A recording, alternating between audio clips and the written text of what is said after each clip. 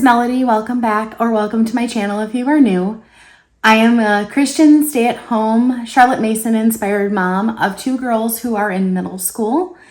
And on this channel, we want to share how we're growing and learning in Christ, spreading our Charlotte Mason feast of ideas, a little bit of life's adventures, and a little bit of homesteading as well.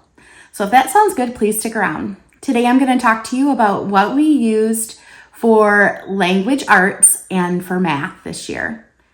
And in a few minutes, I'm going to flip you around and show you everything that we used.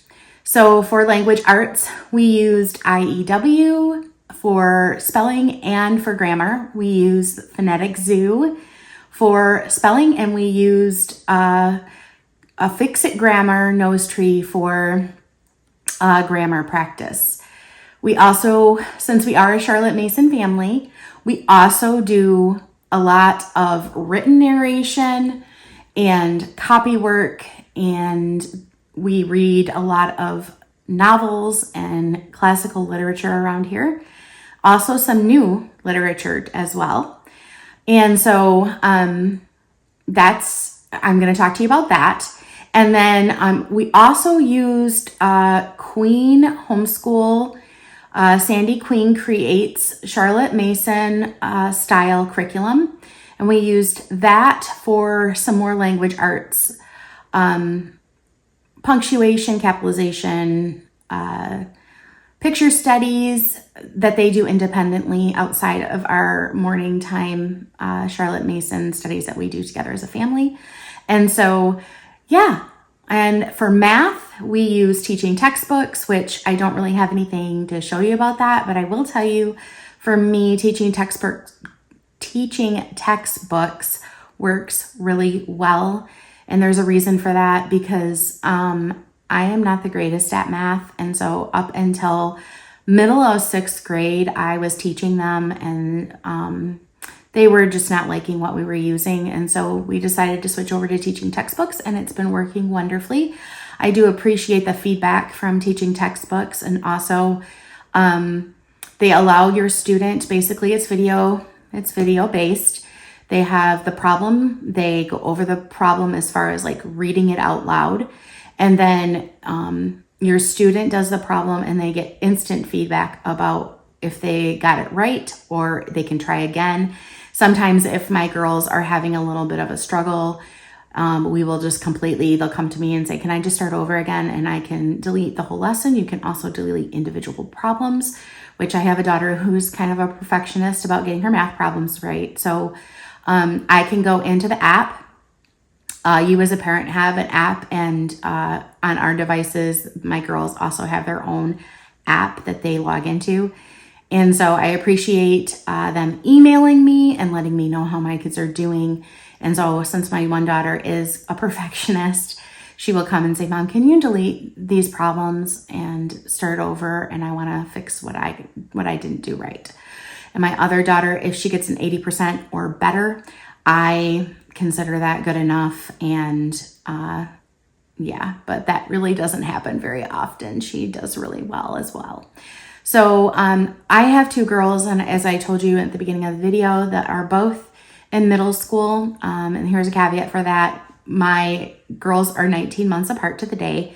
And so when I decided to homeschool, my youngest daughter wanted to hop right in and do what her older sister was doing, and she's kept up. And so she will be a little bit younger when she graduates, but that's okay. So yeah, that's what we're doing over here. And now I'm going to flip you around and show you what we used for our language arts. Okay, we're going to start with Fix-It Grammar. This is the nose tree, as you can see. What Fix-It Grammar does is it goes through, and the students have daily grammar practice. So, for instance, this is how it works. Basically, you learn it. And they learn the section, and it covers a concept that students will practice, and then they read it, they mark it, they fix it, and they rewrite it. This is very helpful for retention. It talks about homophones, punctuation, phrases, clauses, parts of speech. And there is no prior grammar experience needed for this. This teaches really well. We have really thoroughly enjoyed it. And so, for example, this is an Learn It page. Goes through a noun, capitalization, end marks, indentation, and then you hop right into your first lesson.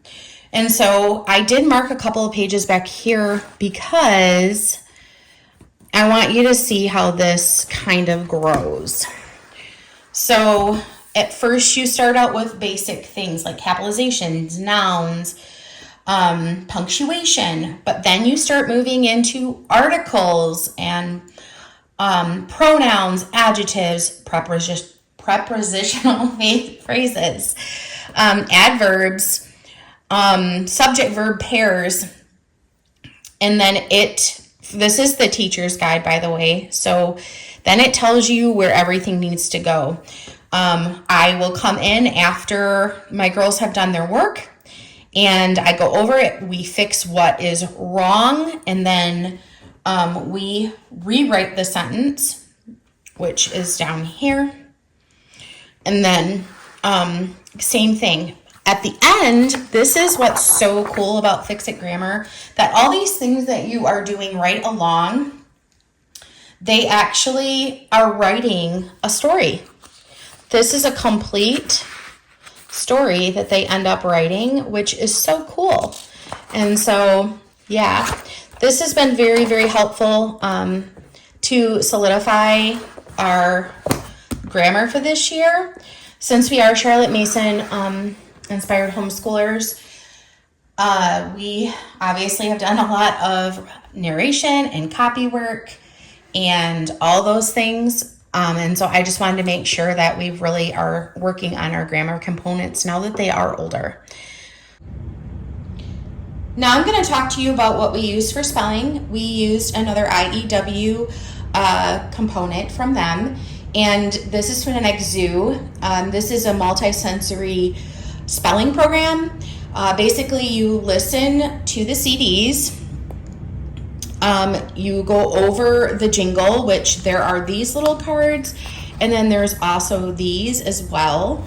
So the jingle is also, let me get this into focus here. There is, this little jingle is here. These are the words, and this is how it worked for us. We did use the CDs for a while until my daughters were just like, you know what, Mom, couldn't you just read off the words? And what I do, this is, so when you listen to this, let's say your first word on this lesson number 1 is brain. So I would say the brain has a sensory cortex, or we played outside. So when the brain has a sensory cortex, brain. That's kind of how the CDs work. I believe now you actually can also do a MP3 download, so you don't have to actually have CDs.